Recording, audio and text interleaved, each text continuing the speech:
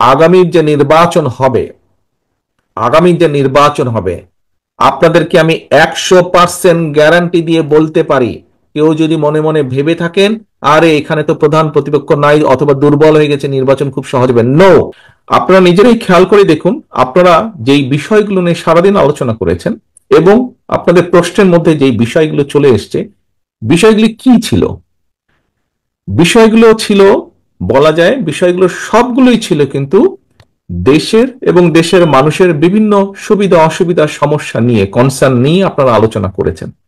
কেন আপনারা এই বিষয়গুলো আলোচনা করেছেন? খুব সহজভাবে যদি বলতে হয়, আপনারা যেই নেতৃবৃন্দ আজকে আমার সামনে বসে আছেন, থানা বা উপজেলা পর্যায়ে বা পৌরসভা পর্যায়ের নেতৃবৃন্দ, আপনারা কিন্তু প্রতিনিয়ত মানুষের সাথে, সাধারণ মানুষের সাথে উঠছেন, বসছেন, কথা বলছেন, দেখছেন, জানছেন, শুনছেন তাদের কাছ থেকে, এবং তাদের চিন্তা ভাবনার রিফ্লেকশন গুলোই কিন্তু আপনাদের প্রশ্নের মাধ্যমে উঠে এসেছে। এখন প্রিয় সহকর্মীবৃন্দ, আলোচনায় মোটামুটি ভাবে আপনারা বুঝতে পেরেছেন যে আমরা 31 দফার মাধ্যমে দেশ এবং দেশের মানুষকে নিয়ে ভবিষ্যতে কি চিন্তা করছি, কিভাবে রাষ্ট্রের কাঠামোর কিছু মেরামত করা সম্ভব হয়। আমরা বিগত যেই পলাতক স্বৈরাচারের বিরুদ্ধে দল মত নির্বিশেষে, শ্রেণী পেশা নির্বিশেষে প্রতিটি মানুষ আমরা দেখেছি কিভাবে জুলাই আগস্ট মাসে নেমে এসেছিলেন রাজপথে। এই সকল মানুষকে সাথে নিয়ে, সকল মানুষের কম বেশি সকলের যেই প্রয়োজন, তাদের যে চাওয়া প্রত্যাশা, দেশকে নিয়ে, ভবিষ্যৎকে নিয়ে, তার একটি সমষ্টিগত চিন্তার প্রতিফলন আমাদের এই 31 দফা। আপনাদের কথাবার্তাতেও সেগুলি আছে। এখন প্রিয় সহকর্মীবৃন্দ, এই বিষয়গুলোকে নিয়ে আপনারা আজকে যা সারাদিন আলোচনা নিজেরা করেছেন, যা জেনেছেন, যা শুনেছেন, যা বুঝেছেন, এগুলো আমাদেরকে কিন্তু নিয়ে যেতে হবে আরো প্রান্তিক পর্যায়ের মানুষের কাছে, নিয়ে যেতে হবে। আপনারা কৃষককে নিয়ে আলাপ করেছেন, এই 31 দফা কৃষকের কাছে নিয়ে যেতে হবে। আপনারা মহিলা নারী সমাজকে নিয়ে আলাপ করেছেন, এই নারী নেতৃত্ব শুধু নয়, পুরুষ নেতৃত্ব, সকলকে, নারীদের কাছে, প্রান্তিক পর্যায়ে নারীদের কাছে যেতে হবে।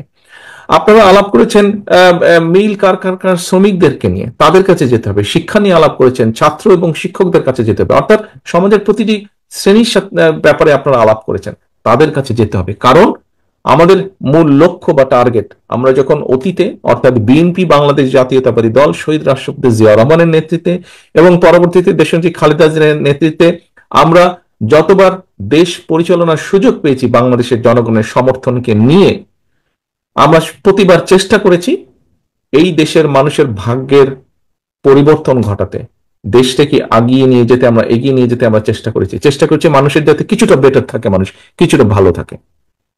প্রিয় সহকর্মীবৃন্দ, আমি প্রায় একটি কথা বলি, আজকেও আপনাদের সামনে তুলে ধরতে চাই কথাটি। আপনাদের সাথে বিভিন্ন সময় বিভিন্ন পর্যায়ে আমার মিটিং হয়েছে বা কথাবার্তা যখন হয়েছে, ভিউজ এক্সচেঞ্জ হয়েছে, আপনারা আপনাদের বক্তব্যের এক পর্যায়ে প্রায় প্রত্যেকটা নেতাকর্মী কিন্তু, সেটি যে বিভাগ পর্যায়ে, জেলা পর্যায়ে, থানা পর্যায়ে, ইউনিয়ন পর্যায়ে, যখনই কথা হয়েছে একটি কথা বলেছেন, বাংলাদেশের মানুষ তাকিয়ে আছে বিএনপির দিকে বা বিএনপির কাছ থেকে তাদের ভালো বড় কিছু প্রত্যাশা। প্রিয় সহকর্মীবৃন্দ, কোটি কোটি মানুষের যখন প্রত্যাশা থাকে তখন সেই দায়িত্বটি কিন্তু অনেক বড় থাকে। আজকে দেখুন, আপনি নিজে যখন বের হন আপনার এলাকায়, তখন কিন্তু এই বর্তমান প্রেক্ষাপটে আপনি একজন ইউনিয়নের নেতা হন, আপনি থানা, পৌরসভা, উপজেলা, জেলা, যেই পর্যায়ে আপনি নেতা হন না কেন, আপনি বিএনপির মূল দলের নেতা হন অথবা আপনি অঙ্গ সহযোগী সংগঠনের নেতা হন, আপনি যখন ঘর থেকে বের হন, আপনার আশেপাশের সাধারণ মানুষ যারা আপনাকে জানে যে আপনি বিএনপির সাথে সম্পৃক্ত, বিএনপির রাজনীতি করেন, দেশনেত্রী খালেদা জিয়া, শহীদ রাষ্ট্রপতি জিয়া রহমানের রাজনীতি আপনি করেন, আপনাকে সালাম দিয়ে কিন্তু জিজ্ঞেস করে, ভাই কি অবস্থা, দেশের কি অবস্থা, কি হবে, নির্বাচন কবে হবে, জিজ্ঞেস করে না? এরকম প্রশ্ন উত্তর আপনাদেরকে জিজ্ঞেস করে। আপনারা যারা মিল কারখানা পরিচালনা করেন, আপনাদেরকে আপনাদের অন্য মিল কারখানার মালিক, তাদের সাথে দেখা হলে জিজ্ঞেস করে, কি ভাই কি অবস্থা, দেশে নির্বাচন কি হচ্ছে, নাহলে তো ব্যবসা বাণিজ্য ঠিকভাবে হচ্ছে না, সবকিছু থেমে আছে। অর্থাৎ আপনারা যারা শিক্ষকতা করেন, অন্য সহকর্মী বিন্দু আপনাদের জিজ্ঞেস করে, কি ভাই কবে নির্বাচন হবে, কিভাবে কবে হবে। কেন আপনাদেরকে জিজ্ঞেস করে? আর তো কাউকে জিজ্ঞেস করছে না, অন্য কাউকে জিজ্ঞেস করছে না, কিন্তু আপনাকে জিজ্ঞেস করছে, আপনি বিএনপির নেতা হিসাবে আপনাকে জিজ্ঞেস করছে বা বিএনপির কর্মী হিসাবে আপনাকে জিজ্ঞেস করছে। এ কারণেই জিজ্ঞেস করছে, কারণ প্রত্যাশাটাই আপনাদের কাছে, তারা মনে করে যে হ্যাঁ, কিছু ভালো কিছু করতে পারলে বিএনপি করতে পারবে। অধিকাংশ মানুষের, আমি বলছি না 100%, বাট দেশের অধিকাংশ মানুষের এরকমই প্রত্যাশা, এরকমই বিশ্বাস, এরকমই ধারণা। এখন সহকর্মীবৃন্দ, আপনারা এখানে উপস্থিত প্রত্যেকে এক একজন রাজনৈতিক কর্মী। একজন রাজনৈতিক কর্মী অথবা একটি রাজনৈতিক দলের সবচেয়ে বড় সফলতা কি? আমার এই প্রায় 35 বছরের রাজনীতির অভিজ্ঞতার আলোকে আমি যেটা মনে করি, একজন রাজনৈতিক কর্মী বা রাজনৈতিক দলের সবচেয়ে বড় সফলতা হচ্ছে মানুষের আস্থা অর্জন।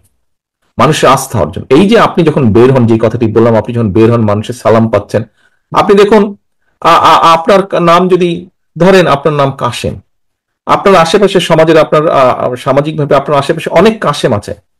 কয়জন কাশেমকে দেখলে মানুষ দৌড়ে এসে সালাম দিচ্ছে অথবা কথা বলছে? কিন্তু আপনি কাশেম, আপনার সাথে কেন কথা বলছে, সালাম দিচ্ছে? বিকজ আপনি বিএনপি করেন। বিকজ আপনি বিএনপি করেন। আপনার সাথে অথবা তার সাথে, সেই ব্যক্তিটির সাথে যারা সালাম দিচ্ছে, যাদের কনসার্ন আছে, যারা জানতে চাইছে, তারা মনে করে যে তাদের ভাগ্যের সাথে আপনার একটি বিষয় জড়িত আছে। আপনার কথাবার্তা, উঠা বসা, আপনার বক্তব্য, বিবৃতি, আপনার কাজকর্মের সাথে তাদের ভাগ্য কম বেশি জড়িত আছে, তাদের ভবিষ্যৎ জড়িত আছে। সেজন্যই আপনাকে জিজ্ঞেস করে, আপনার উপর আস্থা রাখতে পারে, ভরসা রাখতে পারে। প্রিয় সহকর্মীবৃন্দ, আমার মূল যে কথাটি ছিল এখানে বলা, সেটি হচ্ছে যে এই যে আপনার উপর আস্থা ভরসা রাখছে, এই যে এটাই হচ্ছে আপনার সবচেয়ে বড় সফলতা একজন রাজনৈতিক কর্মী হিসেবে, যে মানুষ আপনার উপরে আস্থা রাখছে, বিশ্বাস করছে আপনাকে। একটি রাজনৈতিক দলের এই যে আপনারা কর্মসূচি ডাক দিলে, আমরা যখন কর্মসূচি ঘোষণা করি, হাজারো লক্ষ মানুষ সেই কর্মসূচিতে অংশগ্রহণ করে। কেন? মানুষের আস্থা বা বিশ্বাস। এখন সহকর্মীবৃন্দ, এই বিশ্বাস, আপনি যে পর্যায়ের নেতা হন, বিশ্বাস রাখুন মনের মধ্যে। আপনি যে পর্যায়ের নেতা হন সেটি বিষয় নয়। মূল বিষয় হচ্ছে জনগণ আপনার উপর আস্থা রাখে। সেটি 5 জন হোক, 50 জন হোক, 500 হোক, 5000 হোক, আপনার উপরে মানুষ আস্থা রাখছে। আপনি যে পর্যায়ের নেতা হন, ইউনিয়ন, গ্রাম, ওয়ার্ড, পৌরসভা, থানা, জেলা, যাই হন না কেন, আপনার উপরে মানুষ আস্থা রাখছে। আপনি বিএনপি হন, আপনি ছাত্র দলের হন, আপনি মূল দলের হন, আপনি যুব দল, স্বেচ্ছাসেবক না, মহিলা দল, কৃষক দল, যেটাই হন না কেন, আপনার উপর আস্থা রাখছে। এটাই হচ্ছে আপনার সবচেয়ে বড় সফলতা বা সবচেয়ে বড় বিষয়, আপনার রাজনৈতিক অর্জন, সফলতা। এখন এই আস্থা তো ধরে রাখার দায়িত্ব জনগণের নয়। এই আস্থা ধরে রাখার দায়িত্ব আপনার, আমাদের সকলের। আপনি হচ্ছেন আপনার এলাকায় বিএনপির অ্যাম্বাসাডর, বিএনপির রাষ্ট্রদূত। আপনি আপনার এলাকায়, আপনাকে দিয়ে মানুষ বিএনপিকে বিচার করবে, আপনাকে দিয়ে মানুষ বিএনপিকে চিন্তা করবে। কাজে আপনি কি তখন মনে করবে যে আপনি ভালো হলে বিএনপি ভালো, আপনি খারাপ হলে বিএনপি খারাপ।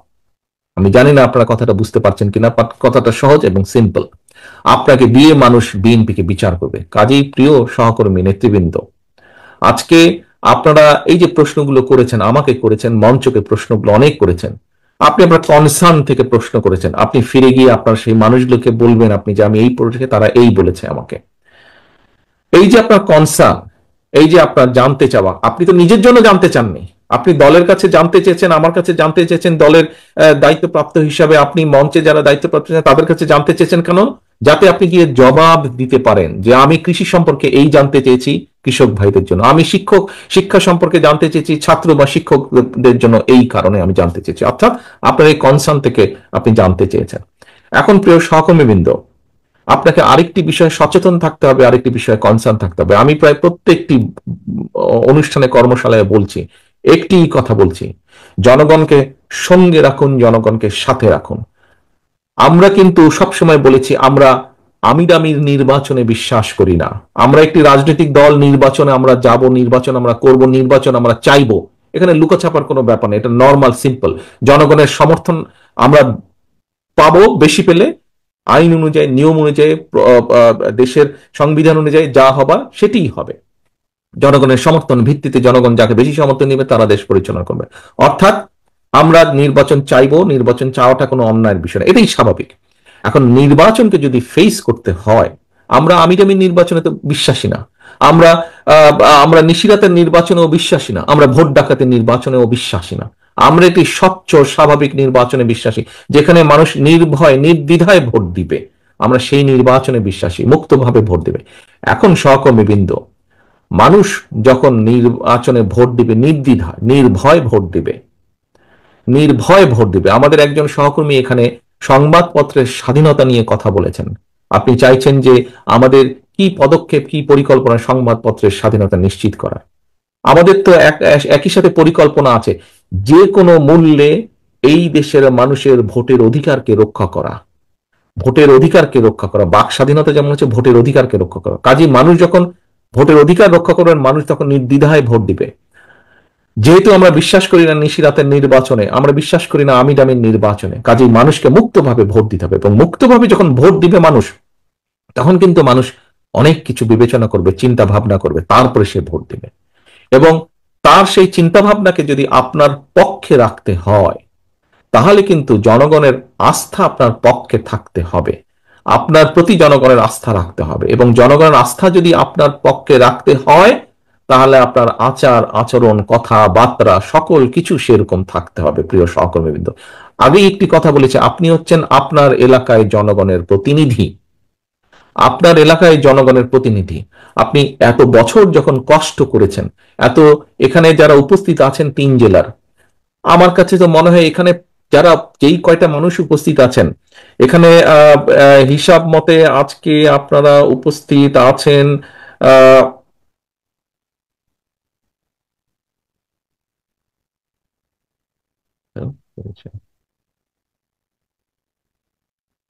আপনারা আজকে গাজীপুর থেকে, আমার হিসাবে আমি